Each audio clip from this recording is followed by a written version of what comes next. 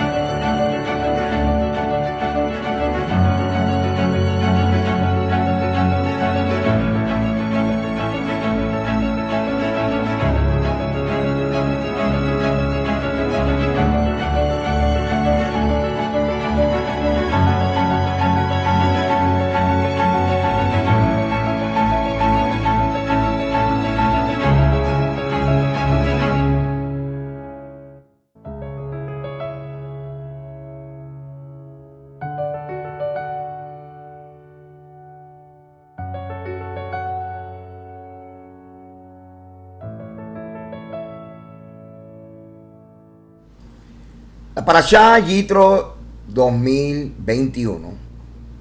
Moisés y Yitro. La necesidad de profetas y sabios. Yo sé que mucha gente piensa, Pastor Walter no cree en los profetas. Yo creo en los profetas. Lo que no creo es en los adivinos y en los manipuladores carismáticos que sacan todo el mensaje de contexto. Comienzan a traer mensajes como el de la paternidad espiritual, que en un par de ocasiones me han pedido, Pastor, trae una enseñanza acerca de paternidad espiritual. Y la única razón por la cual yo no puedo traer un estudio bíblico de paternidad espiritual, la única razón es porque eso no está en la Biblia. No está en la Biblia, no es una doctrina de la Biblia, no es una ley de la Torah, no es una instrucción de la Torah. Y literalmente y lamentablemente es un invento que muchos líderes han desarrollado, sacando texto fuera de contexto, algo muy muy particular cuando no estudiamos el original, sacando fuera de contexto la palabra de Pablo cuando él dice que han tenido muchos maestros o muchos ayos, y habla acerca de que los engendré en el Mesías y demás. Y no entiende que es un lenguaje muy rabínico de círculos fariseos ortodoxos. O sea, para eso se meten en el meollo judío, ¿verdad? Y literalmente, hermano, eso no está en la Biblia, eso es para manipular a la gente. Qué triste, qué triste.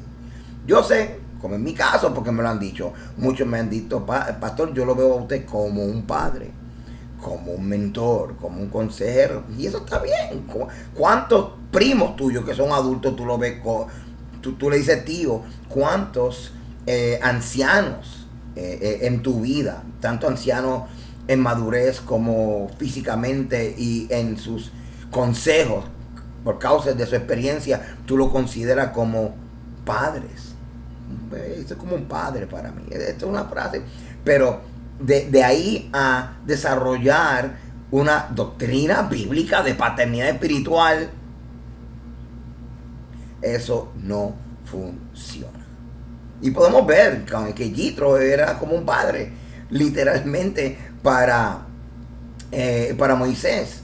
Pero eso no quiere decir que entonces es un precedente de lo que es el concepto de paternidad espiritual como hoy lo vemos. Dios mío, we need help. Todo lo contrario, hermano. Tenemos que realmente estudiar el contexto y entender qué es lo que está ocurriendo y cuál es la intención de toda esta narrativa bíblica. Enseñarnos la trayectoria de Moisés, enseñarnos también el precedente del cuerpo judicial, que luego en la centralización del culto de Jerusalén, esto es algo muy post-exílico que hay que estudiar, se establece desde la Gran Asamblea hasta el Sanedrín en el primer siglo. Pero ya eso es otro tema. Pero el precedente está aquí. Así que vamos a hablar un poquito acerca de la narrativa, de la presencia de Jethro y Moisés y sus conversaciones.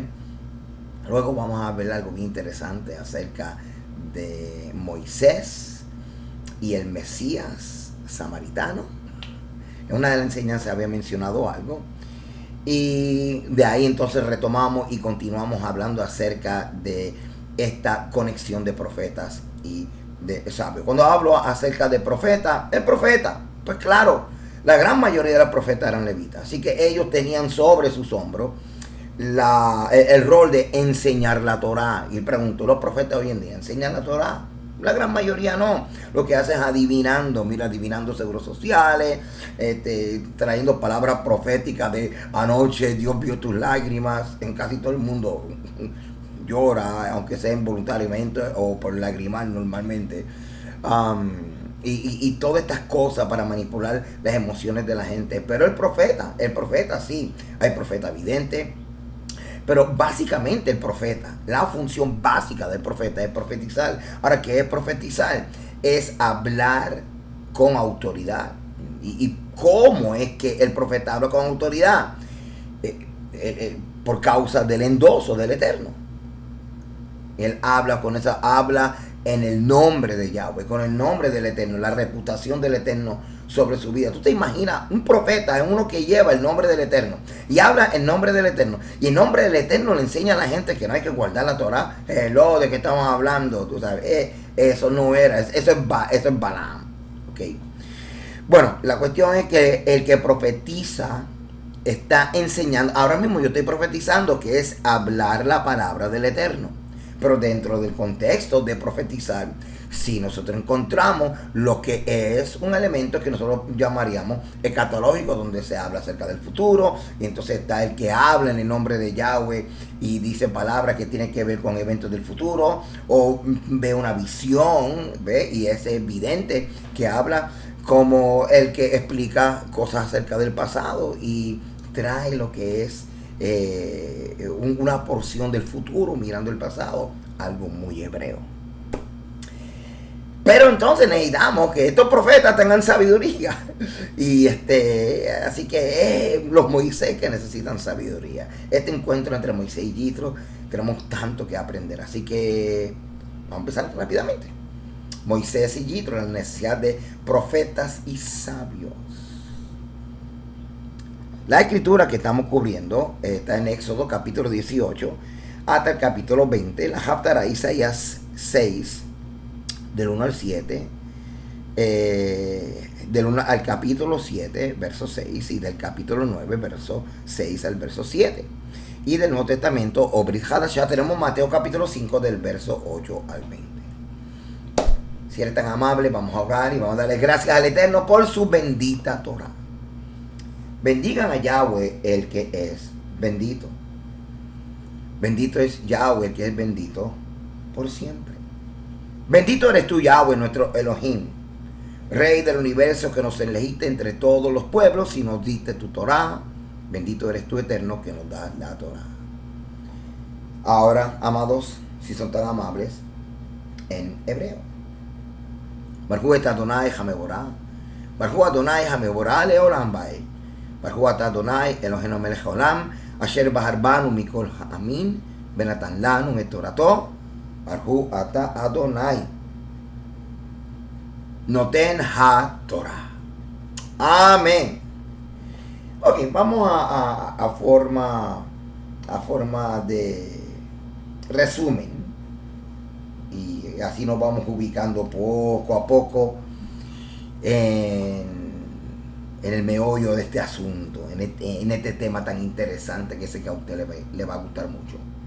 Yitro, sacerdote de Madián y suegro de Moisés, al estar un día en el pozo donde las hijas de Yitro sacaban agua para su rebaño, Moisés tuvo ocasión de defenderlos de unos pastores que intentaron ahuyentarlos. Yitro, en agradecimiento, le dio a su hija Séfora. Sabemos que esto ocurre cuando Moisés está huyendo de Egipto después de matar, defendiendo un israelita, matar un egipcio. Después de que Moisés y los israelitas habían cruzado el Mar Rojo, así que ya hemos pasado bastantes capítulos, Yitro fue a Moisés con la esposa de este último y sus dos hijos. Cuando Moisés le contó a Yitro todos los milagros que Yahweh había hecho a favor de los israelitas, Yitro, regocijado, exclamó: ahora sé que el Señor es mayor que todos los dioses. Y ofreció holocaustos y sacrificios. Hermano, esto es, créeme, es un resumen bien grande. Pero es bien interesante. Lo que quiero que ustedes vean, que Yitro y Moshe se encuentran, ¿ok? Cuando Moisés sale de Egipto.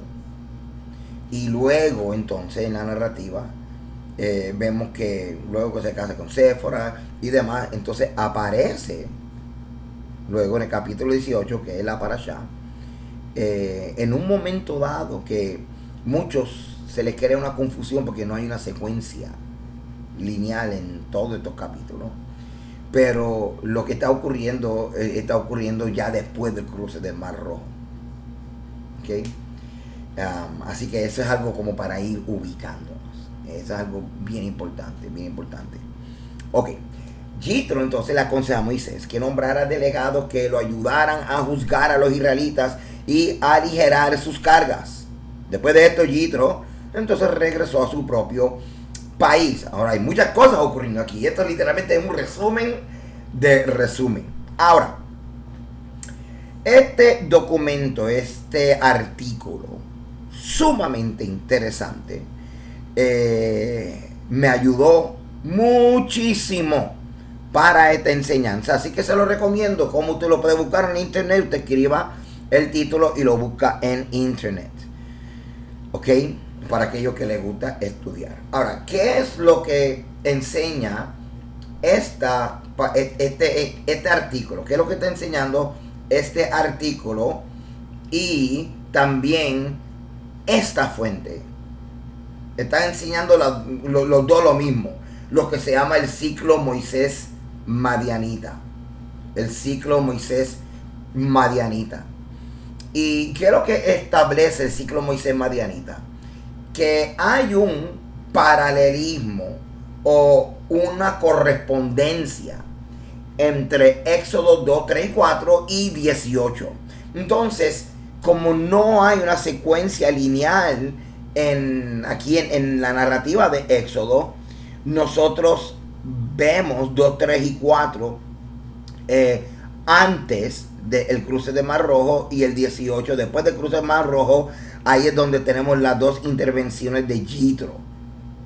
Bien importante que nos vamos a enfocar un poco y bastante en descifrar algunas cosas que como que no cuadran, o la gente no entiende, o son un reto por causa de la forma en que está siendo narrado los eventos y la conversación del capítulo 18 de Éxodo, porque se entiende que esto fue acto seguido después del cruce de Mar Rojo, pero no es hasta el capítulo 19 y el 20 que ocurre lo que es la entrega de la Torá. Ahora, ¿por qué te digo esto? Porque en el capítulo 18, y lo vamos a ver, aparentemente ya se entregó la Torá. Así que hay un pequeño reto en esto, y podemos pensar de que es un reto de la secuencia cronológica que no es la más acertada. Pero es un reto para nosotros, y voy a tratar de ayudarlos un poco en este sentido.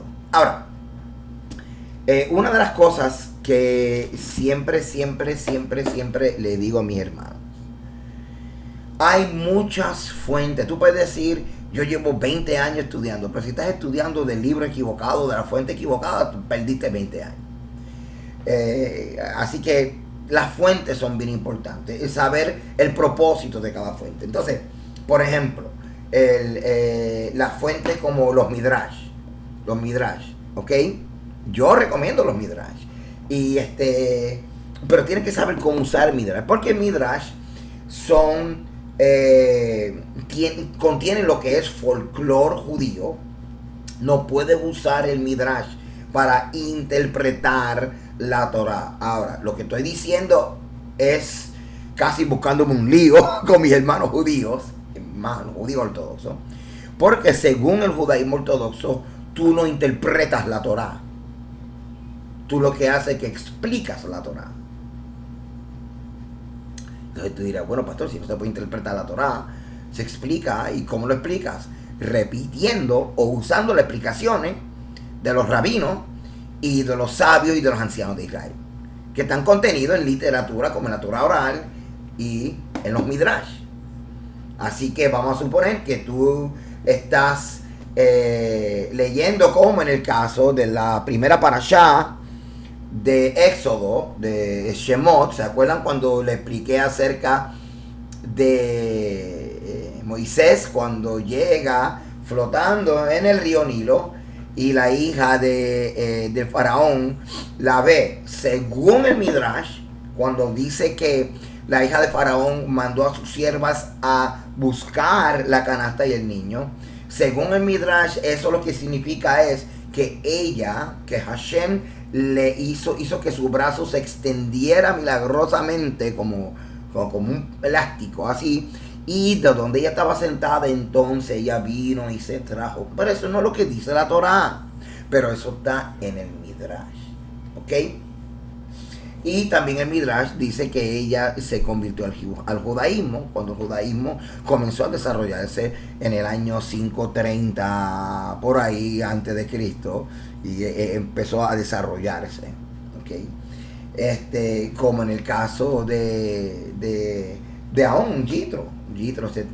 Se dice que se convirtió al judaísmo, pero o sea, esto no puede ser, porque estamos hablando de más de 1000 años.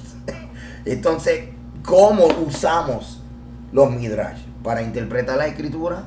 No. Lo usamos para accesar la mente tradicional, la interpretación folclórica tradicional de los judíos. Y esto nos ayuda a nosotros a entender y conocer el porqué de ciertos poemas, canciones y tradiciones de los judíos, porque están basados también en los Midrash. Pero los Midrash también nos ayudan, como son una forma de contar cómo fue lo que ocurrió, pues no te creas, también ayuda a uno como que a visualizar lo que pudo haber ocurrido en el texto, pero uno tiene que poner unos límites, ¿ok? Así que en ese sentido, pues, mi recomendación es cómo usarlo. Ahora, para ya entrar en lo que es interpretar y con el permiso de mis hermanos judíos ortodoxos y de los hermanos mesiánicos y hermanos que son más observantes, más ortodoxos en su observancia, ¿verdad? Tenemos que diferir con mucho respeto. Por eso entonces yo utilizo libros como el JPS, que es el JPS Torah Commentary de Éxodo. Es bien interesante porque tiene como el frosting de algo de los Midrash, lo toca, pero es algo de leve a nada. Pero entonces te trae algunos comentarios del Humash, que son comentarios de los rabinos. Y también entonces trae lo que es el contexto de Antiguo Medio Oriente e historia.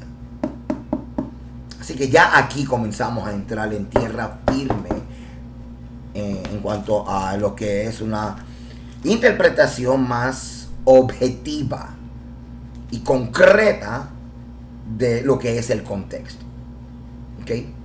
Así que cuando vemos entonces la narrativa en el Éxodo, tenemos que visualizar Éxodo 2, 3 y 4 conectados entonces al 18, donde estamos viendo lo que se llama el ciclo Moisés Madianita, que del 4 hasta el 18 hay un montón de cosas ocurriendo, que son las plagas de Egipto, la salida de los hebreos de Egipto, el cruce del Mar Rojo, así que la secuencia lo puede llevar si visualiza todo esto ocurriendo, pero literalmente hay una correspondencia. O sea que hay como que textos de Éxodo 2, 3 y 4 que lo puedes poner al lado de Éxodo 18 y es como que una haciendo sombra a la otra. ¿Okay?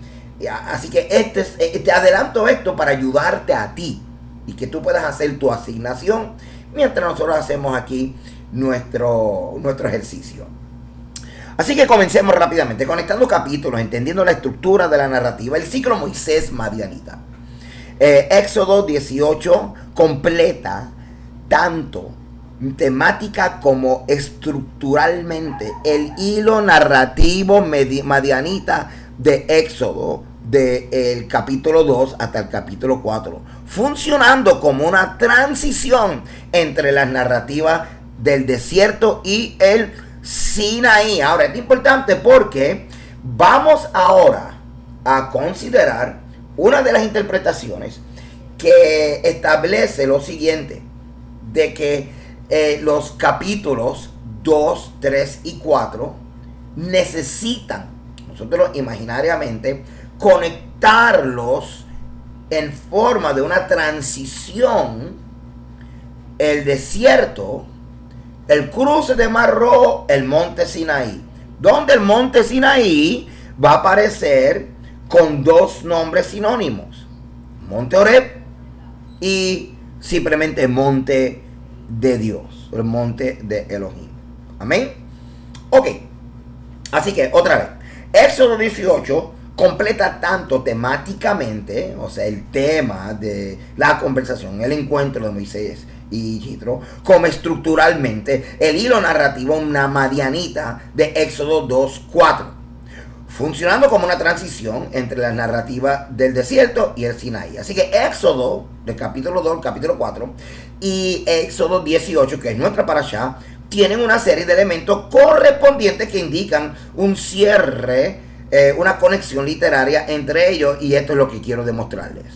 Por ejemplo, las correspondencias son las siguientes, o las conexiones, o como una hace sombra a la otra.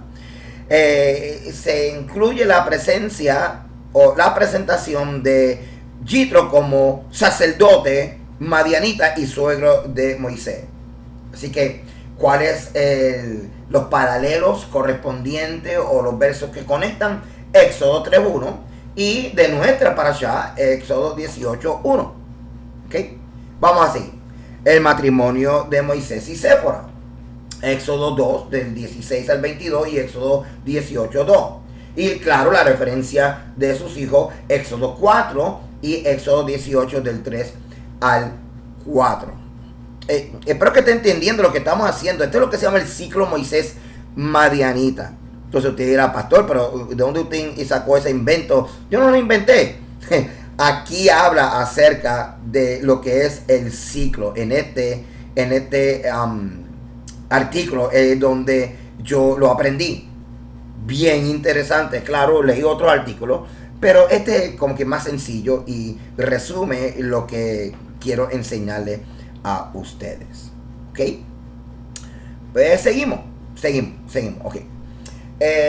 Otras correspondencias dentro del ciclo Moisés Madianita. Las ubicaciones de Horeb, la montaña de Dios. Esto es bien importante porque Horeb, el monte Sinaí, la montaña de Dios es el mismo lugar. ¿Ok? Muy bien. Y la despedida y el saludo de Jethro y Moisés en Éxodo 4:18 y el 18:7, cosa que vamos a ver más adelante también. Los sacrificios en el monte de Dios, Éxodo 3:12 y 18:12, aunque Éxodo 3:12 lo que dice es servir en este monte, y en 18:12 explícitamente habla acerca de los sacrificios que se hicieron, pero estamos entonces estableciendo que servir, abodá, sacrificio, establece la misma actividad. Así que en ese sentido pues cualifica para que estos dos textos estén uno al lado del otro. Así que la conexión de Éxodo capítulo 18 con Éxodo capítulo 2 al 4 es obvio. Sin embargo, esta línea o esta conexión o este ciclo Moisés Madianita termina en el capítulo 18. Por tanto, Éxodo 18 debe de considerarse como la finalización del ciclo Moisés Madianita. Ok, ahora lo que vamos a ver lo extraje del JPS. Y mis dos recomendaciones, esto que voy a compartir con ustedes, es del famoso Nahum Sarna, famoso académico y uno de los principales que aporta y colaboran con el JPS Story Commentary. Pero también les voy a recomendar bien interesante, de W.F. Albright, Jethro, Hobab and Reuel en Early Hebrew Tradition. Hello. Porque Jethro, Hobab y Reuel es la misma persona. Son diferentes nombres que en la escritura estamos viendo que se le adjudica. No, literalmente ese es el suegro de Moisés. Okay. Pero después otro día hablaremos de esto, a lo mejor en la yeshiva. Ok. Así que utilizando los comentarios del JPS de Nahum, vamos a seguir trabajando, conectando capítulos, entendiendo la estructura de la narrativa del ciclo Moisés Madianita. Aunque él no cita esta frase, pero él está trabajando este ciclo o esta conexión. Así que, según Narna, dos unidades distintas pero interrelacionadas, o sea, el capítulo 18 del 1 al 2, que describen la visita de Jethro, y del mismo capítulo 18, pero del 13 al 26, la propuesta de organizar el sistema judicial en Israel. Ahora, según la tradición rabínica, esta acción de las dos secciones se desarrolla durante 2 días. En otras palabras, de 1 al 12 fue un día y del 13 al 26 fue otro día.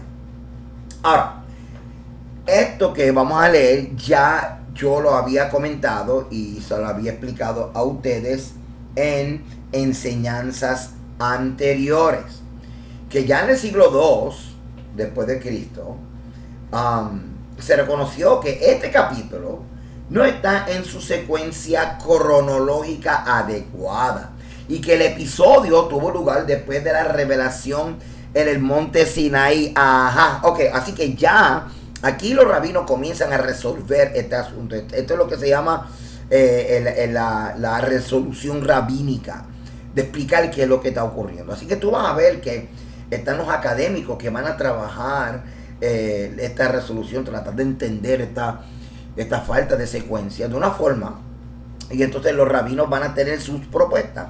Entonces la propuesta rabínica es que todo lo que estamos leyendo entonces en el capítulo 18 ocurre después de haber recibido los 10 mandamientos. Entonces, si fuese esto, si tuviéramos que arreglar esto, pues se supone que entonces en el capítulo 18 se recibieran los 10 mandamientos. Digo, en el capítulo 18 se recibiera, el Eterno le hubiera dicho entonces a Moisés, dile al pueblo que se prepare. Capítulo 19 recibirían los 10 mandamientos. El capítulo 20 sería el capítulo 18 que estamos leyendo aquí. Porque según los rabinos, pues todo lo que estamos leyendo en el capítulo 18 realmente ocurrió después de recibir los 10 mandamientos. ¿Ok? Y es posible. Yo no estaba ahí, tú tampoco. Así que te me portas bien. No empecemos con las especulaciones. Aunque estoy aquí especulando con los rabinos. ¿Ok? We need help. Pero estas son cosas que como que nos ponen a pensar, ¿verdad que sí? Y es interesante porque necesitamos escuchar de gente que han estudiado, gente que sabe hebreo y gente que están más familiarizados con el proceso en que se arregló o se documentó las escrituras, y esto pues nos ayuda a nosotros. Además de que es bien saludable porque necesitamos un balance entre la redacción de la narrativa y nuestra fe. Así que continuamos. Ya en el siglo II después de Cristo, como dije, se reconoció que este capítulo no está en su secuencia cronológica adecuada y que el episodio tuvo lugar después de la revelación del monte Sinaí. Ahora, la evidencia interna para este juicio se establece en Sebakim, o 116a, y en Mekilta, Yitro 1.1. Así que usted va a ir a la Torah oral y puede buscar esta referencia donde se resume el comentario de Abraham ibn Ezra de la siguiente manera. Y cito: el pueblo ya está acampado en el monte de Dios. Acuérdate que monte de Dios, monte Horeb, monte Sinaí es lo mismo. Y esto es lo que estamos viendo aquí. Es decir, en el Sinaí, donde como el aviso sobre su llegada allí no aparece hasta el capítulo 19 del 1 al 2. Yitro trae holocaustos y sacrificios, que es el verso 2 del capítulo 18.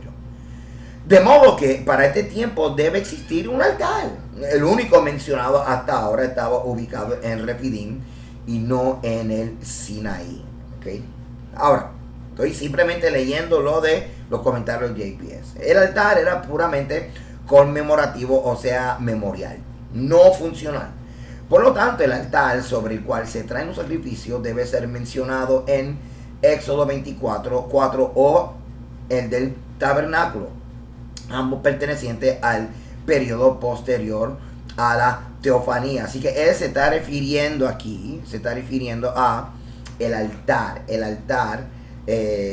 donde Moisés sacrificó un becerro y entonces hizo la aspersión de la sangre sobre el altar y la aspersión de la sangre sobre el pueblo para conectar al pueblo con el altar, con el convenio, con la autoridad del Eterno. Pues es lo que está diciendo, que posiblemente ese altar, como eso fue antes de la conexión del pueblo con el altar, posiblemente el altar estaba funcionando como memorial, algo más memorial y no funcional desde la perspectiva legal, como estaba funcionando desde el momento que se hace el sacrificio del becerro y la aspersión de sangre sobre el pueblo. Así que todo esto son apreciaciones rabínicas que tienen su base y nos pone, pues, nos traen lugar con bastante información para seguir estudiando y seguir entendiendo realmente en qué momento está ocurriendo Éxodo 18. ¿Fue antes o después de haberse entregado los mandamientos? ¿Ven? Y claro, obvio es pensar que si se está mencionando mandamientos en el capítulo 18 ya se dieron, pero si seguimos la secuencia lineal, los mandamientos no se dan. No vemos ningún movimiento de los mandamientos hasta el capítulo 19 y 20, donde está el mandamiento a prepararse para subir a recibir los 10 mandamientos. Así que todo eso pues es algo interesante que tenemos que seguir trabajando y considerando. Ok. Así que todo esto es bien importante, hermano. Simplemente les dejo este material aquí, pues, para que usted lo considere y usted simplemente lo piense. Aquí hay mucho trabajo, tenemos mucho trabajo aquí, ok. Entonces, perdona, ok. Continuamos. Moisés y su suegro se refieren a las leyes y las enseñanzas de Dios. Una frase que es mucho más apropiada después de la entregada de la Torá que antes de ella. Y esto es lo que estoy diciendo. Así que el relato de Números 10, 11, del 29 al 32, testifica de la presencia de Yitro en el campamento de Israel en el segundo mes del año después del Éxodo.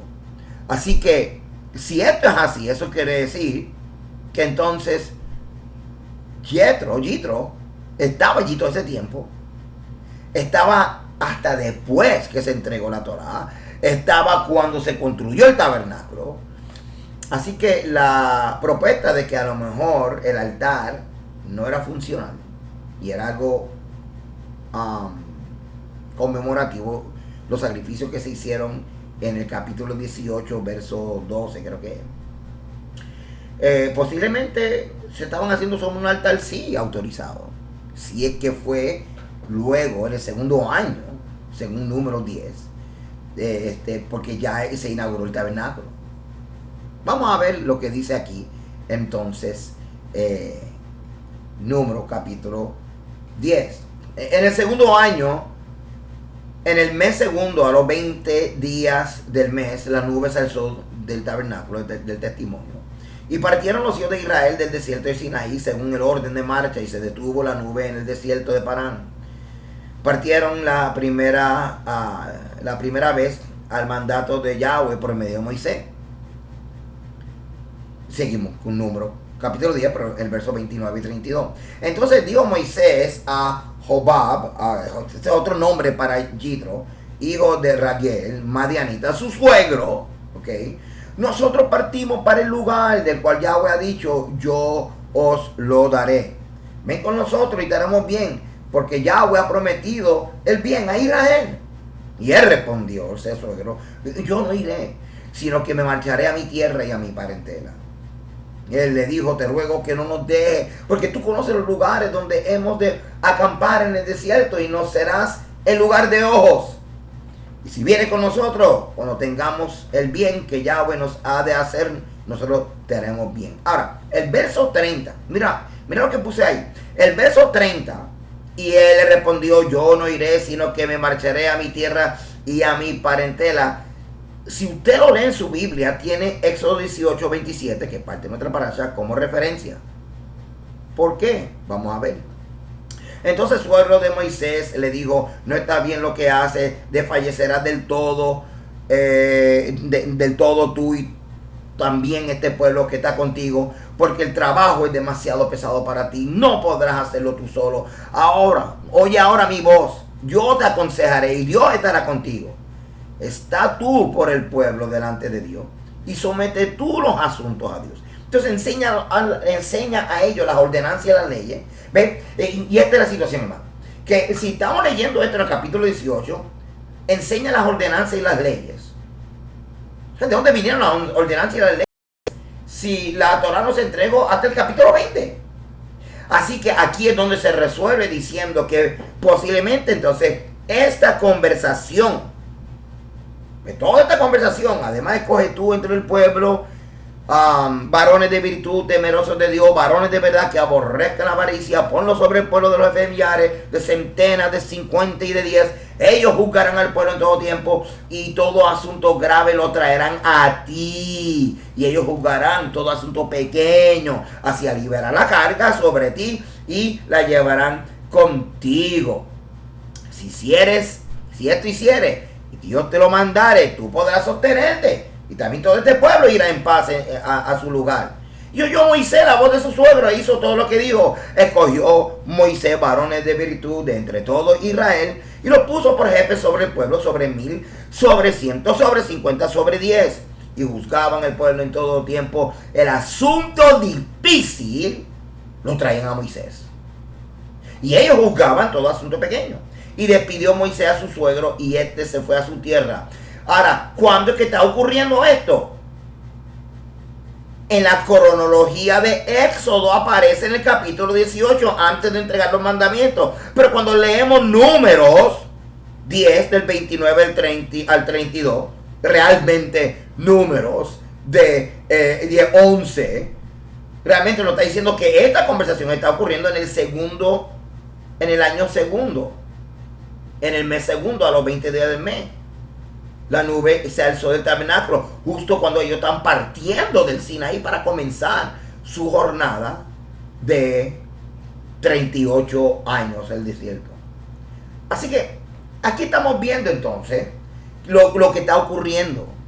Lo que está ocurriendo. Y esta era una de las cosas que yo me preguntaba. Tú sabes, ¿cómo es que de repente están hablando de ordenanzas? Míralo aquí. Éxodo 18, 20. Enseña a ellos las ordenanzas y las leyes. Si todavía no, en el capítulo 20 que aparecen los mandamientos. Así que se resuelve con lo que narra entonces Números capítulo 10. Es una forma de resolverlo y de entenderlo así. Esto es algo bien interesante. Y de aquí es que el judaísmo, y literalmente el año 530, 538, cuando los judíos están regresando del exilio a Judea y a Jerusalén, es que se establece la gran asamblea y entonces se establece la base para el Sanedrín. Aunque aquí en Éxodo lo que se está estableciendo es que cuando el pueblo no entiende algo, pues van donde las personas que Moisés ha señalado y ha adiestrado. Luego vemos que en la historia pues el liderazgo judío pues no espera que el pueblo venga con preguntas, sino que toman la iniciativa de comenzar a traer legislaciones y demás, y toda esa historia y documentación está entonces en la Torah oral, pero ya esa es otra historia que tendremos que considerar cuando estudiemos el Talmud. Ahora vamos a continuar. Espero que esta explicación pues les haya ¿verdad? Ayudado como más o menos como que a ubicarnos, ¿verdad? A ubicarnos. Pues vamos a seguir viendo algunas cositas bien interesantes porque aquí hay tela que cortar. Ok, vamos a seguir. Así que regresamos con este encuentro entre Jethro y Moisés. Éxodo 18:13. Aconteció que al día siguiente se sentó Moisés a juzgar el pueblo. Y el pueblo estuvo delante de Moisés desde la mañana hasta la tarde. Viendo el suegro de Moisés todo lo que él hacía con el pueblo, dijo: ¿qué es esto que tú haces con el pueblo? Tú estás loco. ¿Por qué te sientas tú solo? Y todo el pueblo está delante de ti desde la mañana hasta la tarde. Y Moisés respondió a su suegro: porque el pueblo viene a mí para consultar a Dios. Cuando tienen asuntos, vienen a mí y yo juzgo entre el uno y el otro y declaro las ordenanzas de Dios y sus leyes. Entonces el suegro de Moisés le dijo: no, esto está mal y esto va a terminar mal. No está bien lo que haces.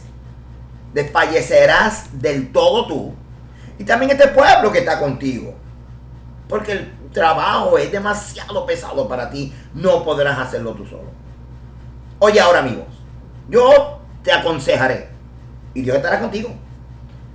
Está tú por el pueblo delante de Dios y somete tú los asuntos a Dios y enseña a ellos las ordenanzas y las leyes. Muéstrales el camino por donde deben de andar y lo que han de hacer. Ya para nosotros, hermanos, esto no nos causa ningún problema porque ya sabemos. ¿Por qué están hablando de este asunto? Porque ya podemos ubicar cuándo y qué esto está ocurriendo.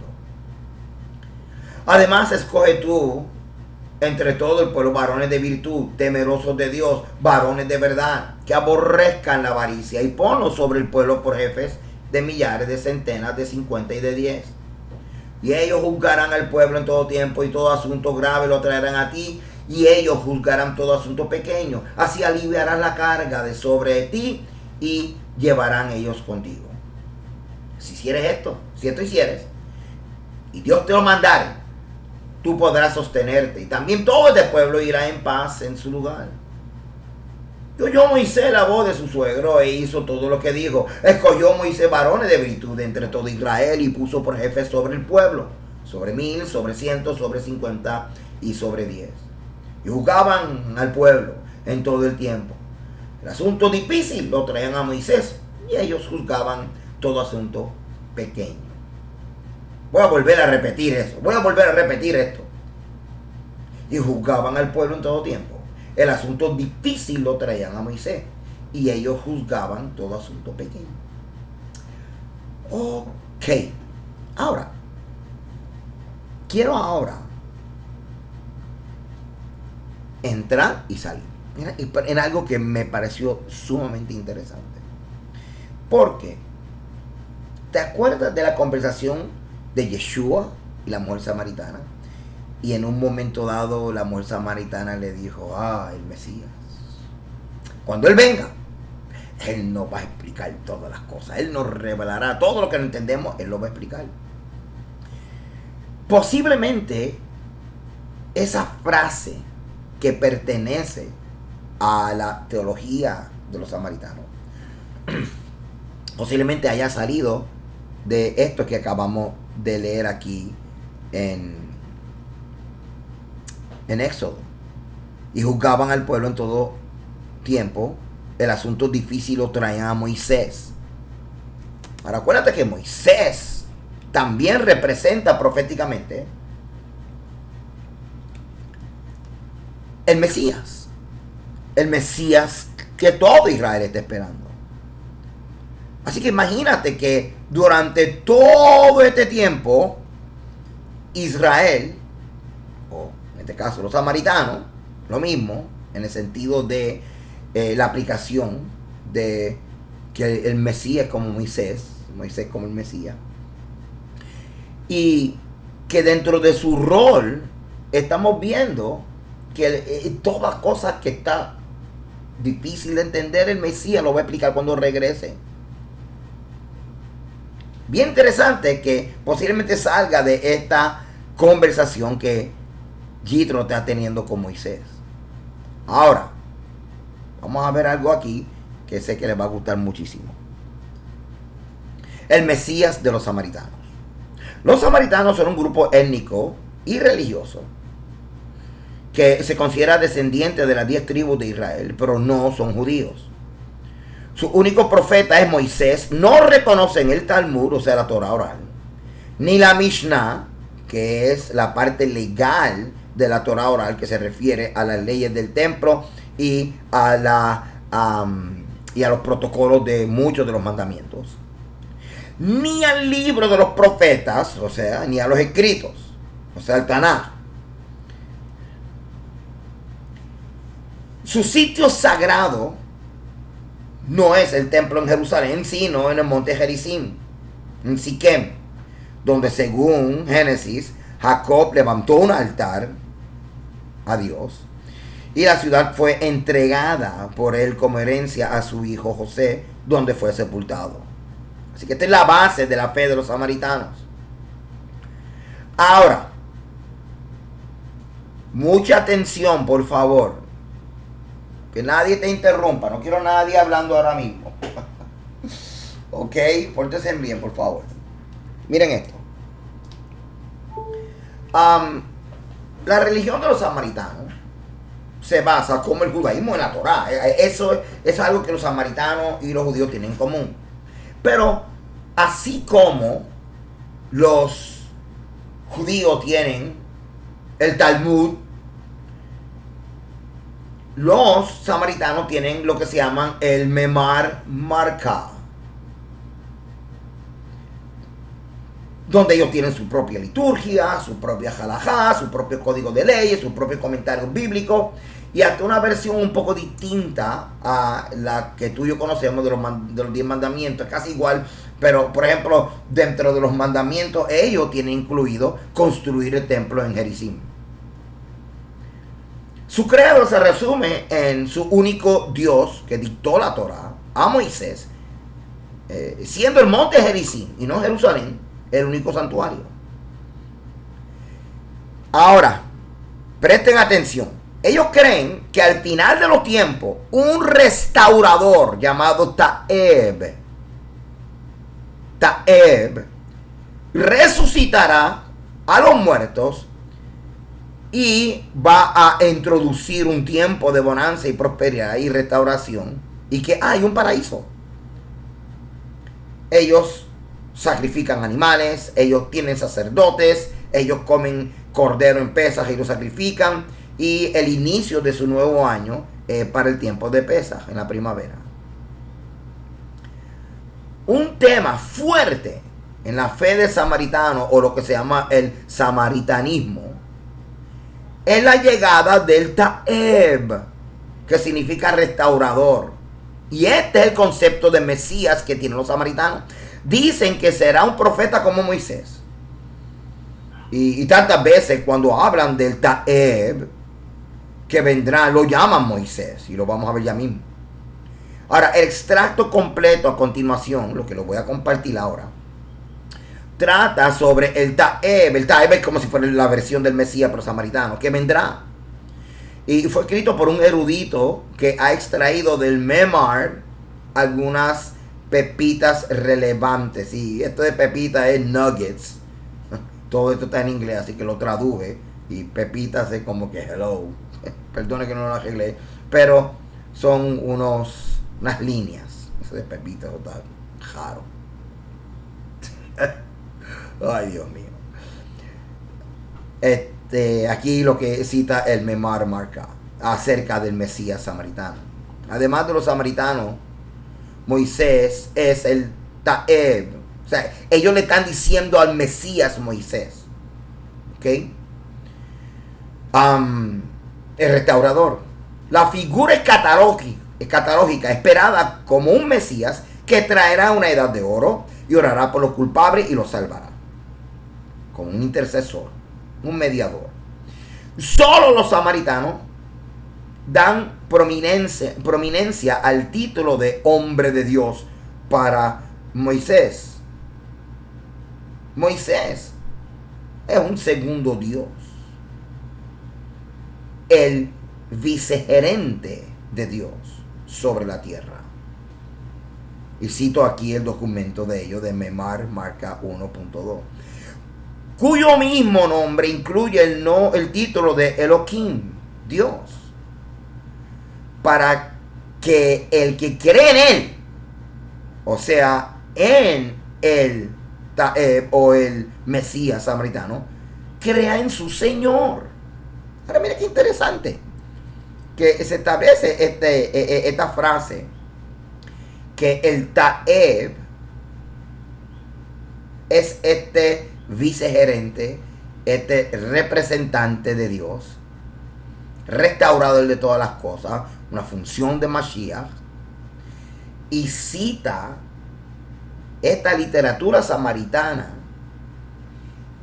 que el que cree en este Moisés o este Ta'eb, ese Mesías samaritano, cree en el Señor o en el Elohim, en Dios, en el que lo envió. Ahora de eso ahí, miren esto. Note que el Ta'eb, aunque se llamaba Moisés, aún está por llegar. Todavía lo esperan y esperan con ansias la edad de oro que traerá lo que se llamaría en el judaísmo la era mesiánica. Ahora, una edad que aún no se ha traído. Ahora, el Ta'eb, que será como Moisés, sería tan parecido a Dios que cualquiera que crea en él, cree en el Señor, el Dios de Ta'eb. Ahora, esto es un pensamiento fundamental de fe de los samaritanos en cuanto al Taeb y su Elohim y su Dios. En otras palabras, en este Mesías y su Dios. Ahora, miren estas palabras que Yeshua le está diciendo a esta samaritana, que ya, con lo que te acabo de decir, tenemos una idea general de cómo ella percibe o concibe el concepto de este enviado Taeb, el Mesías samaritano. Mira lo que Yeshua dice. Entonces Jesús gritó, estoy citando a la Reina Valera: cuando un hombre cree en mí, no cree solo en mí, sino en el que me envió. Cuando me mira, ve al que me envió. ¡Wow! Así que podemos pensar que cuando Yeshua dijo esto, es porque Yeshua sabe cómo los samaritanos piensan. Y que los samaritanos piensan que el que cree en el Taeb, cree en el que lo envía. O sea, Yeshua está hablando como si fuera, yo soy el Taeb, yo soy el Mesías. Está bien interesante que nosotros tenemos que considerar para saber por qué Yeshua está hablando de esta forma con esta samaritana. Él está hablando dentro del contexto de su propia fe mesiánica. Ahora, ¿por qué te traje esto? Te traje esto porque es de aquí, de Éxodo 18:26, que posiblemente los samaritanos traen este pensamiento de que cuando venga el Mesías, porque el Mesías va a tratar como Moisés los asuntos difíciles, así que nosotros haremos lo mejor que podamos, pero cuando Él regrese, Él va a resolver todo lo que es difícil. ¿Capich? ¿Entendemos? Ok, esto es muy importante que podamos entender esta conexión, porque esta conversación es sumamente interesante. Juan 4:19 le dijo la mujer: Señor, me parece que tú eres profeta. ¿Viste? Así que ahora mismo, ¿en quién ella está pensando? No en el Mesías judío, en el Taeb. Nuestros padres adoraron en este monte, y vosotros decís que en Jerusalén es el lugar donde se debe adorar. Jesús, Yeshua, le dijo: mujer, créeme, la hora viene cuando ni en este monte ni en Jerusalén adoraréis al Padre. Vosotros adoráis los que no sabéis, nosotros adoramos los que sabemos, porque la salvación viene de los judíos. Wow, aquí Yeshua está haciendo como que le dio un golpe bajo y le dijo: mira, necesito que tú actualices tu concepto de Mashiach con el concepto de Mashiach de los judíos. Más la hora viene, y ahora es cuando los verdaderos adoradores adorarán al Padre en espíritu y en verdad, porque también el Padre a tales adoradores busca que le adoren. Dios es espíritu, y los que le adoran en espíritu y en verdad es necesario que adoren. Le dijo a la mujer: sé que ha de venir el Mesías, llamado el Cristo, o sea, el ungido. Cuando Él venga, nos declarará todas las cosas. ¿Por qué ella está diciendo esto? Pues le digo, posiblemente es de este mismo verso que les leí ahorita, de Éxodo 18:26, donde Yitro le está diciendo a Moisés: tú eres el que va a atender los asuntos más difíciles, lo que el pueblo no entiende.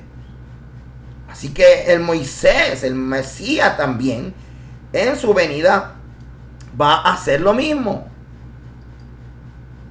Espero que les haya sentido esto. Ok. Yeshua, Jesús le dijo: yo soy el que habla contigo. Aleluya. Ok. De hecho, también los samaritanos conectaban la expectativa del Mesías y su función paralela a Moisés, basándose en Deuteronomio 18:18. Profeta les levantaré de en medio de sus hermanos como tú.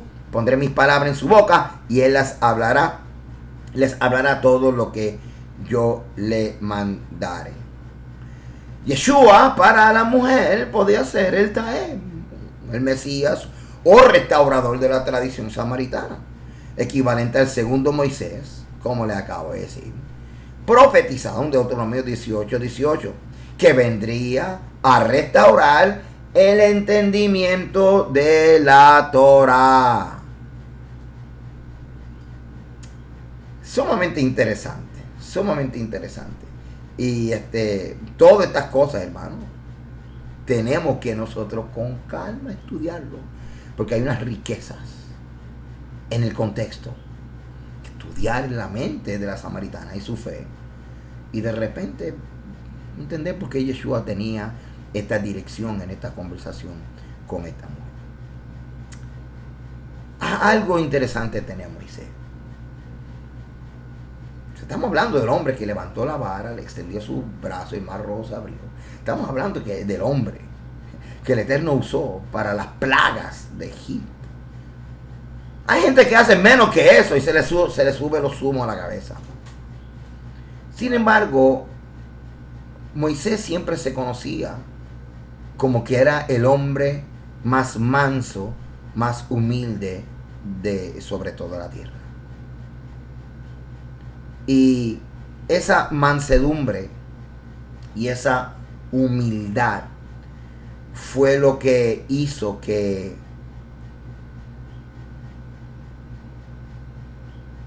él recibiera las palabras de Yitro.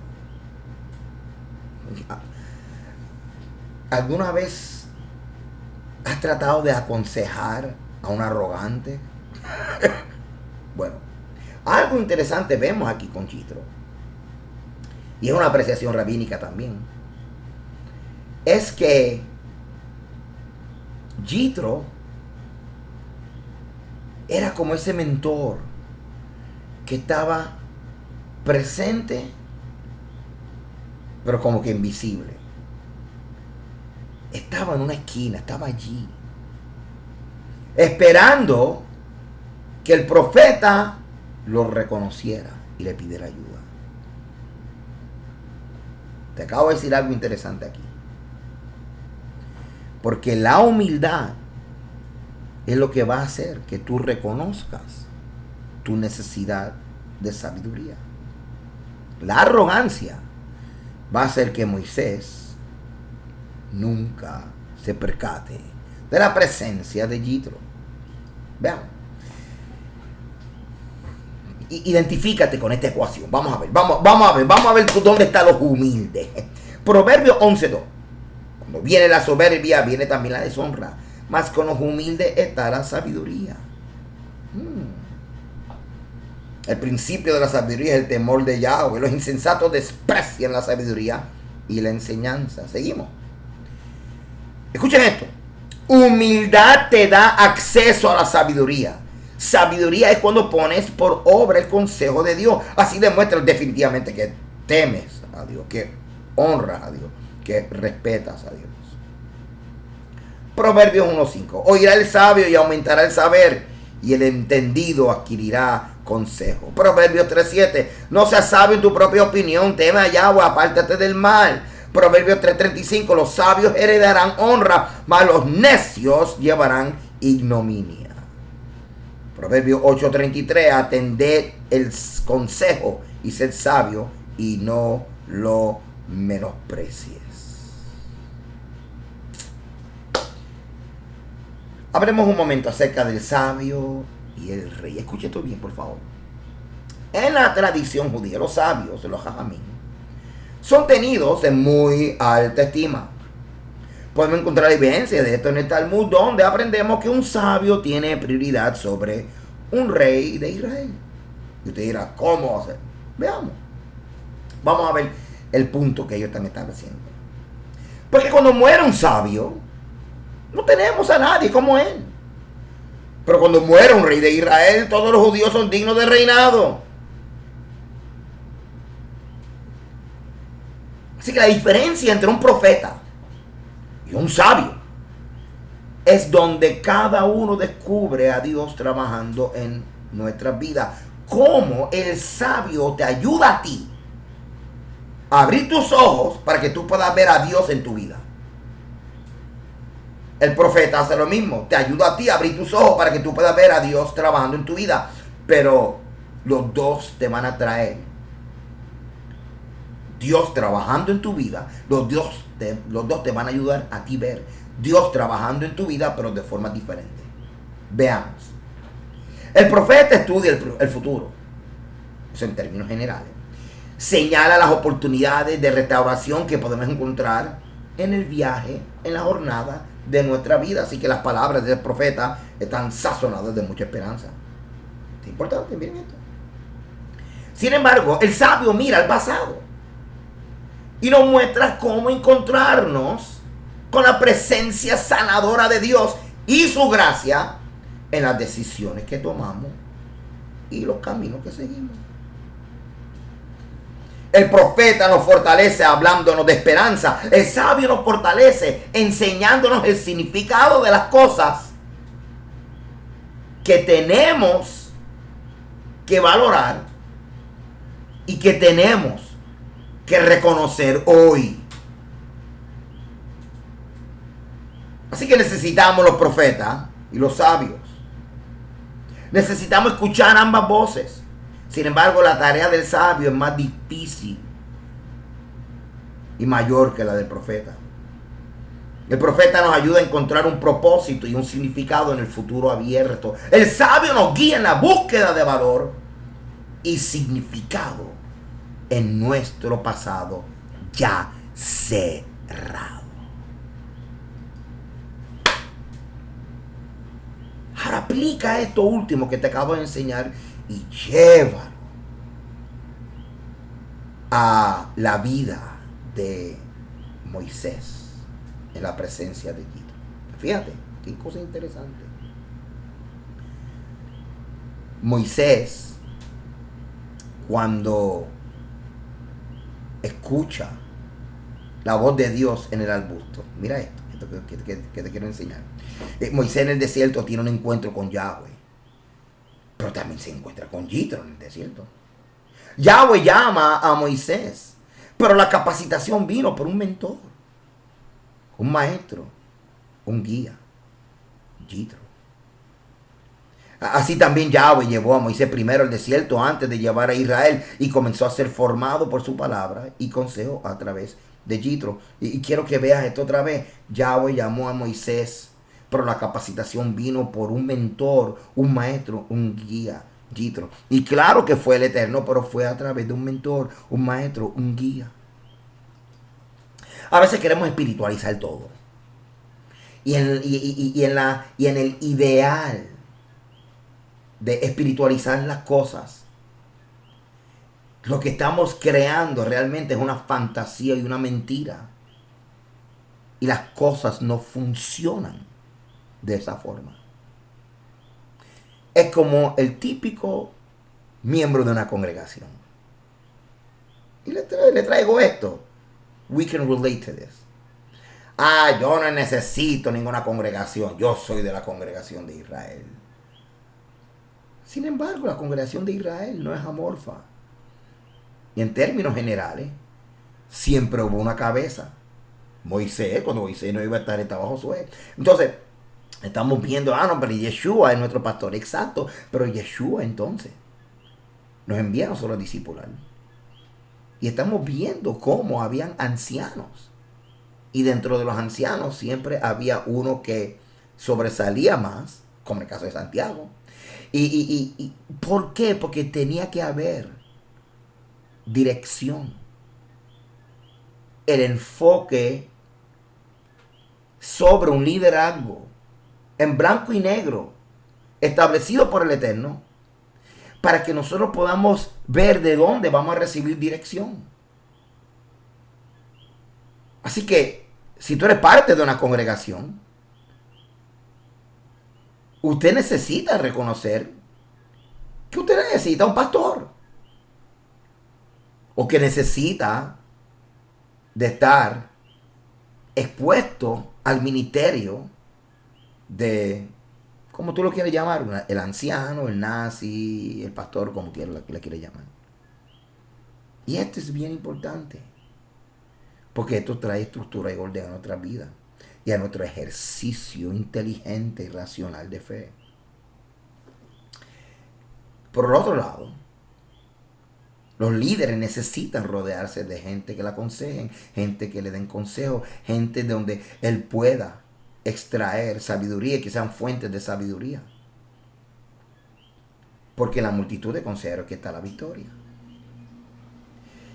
Así que si tú eres un profeta o uno que enseña la palabra, este es mi consejo. Busca a Jitro, aunque tengas que ir al desierto. Porque Jitro tiene muchas cosas que enseñarte. Porque llegó la hora del encuentro de los profetas y de los sabios. We need help. Espero que esta parashá te haya ayudado y que hayas disfrutado conmigo, descubriendo todas estas riquezas que hay en la bendita Torah de nuestro Rey. Si no estás suscrito a mi página, walteragosto.com o .org, ve a mi página. Tenemos un montón de enseñanzas y tenemos otras secciones para matrimonios. Y tenemos una yeshiva también dentro, aparte de la yeshiva de catedral. Que aunque estamos comenzando a crear el contenido, tenemos cosas excelentes que sé que te van a ayudar muchísimo. Así que gracias por apoyarnos, gracias por orar por nosotros y comparta con otros la oportunidad de ver esta enseñanza. El Señor te bendiga y te guarde. Shalom.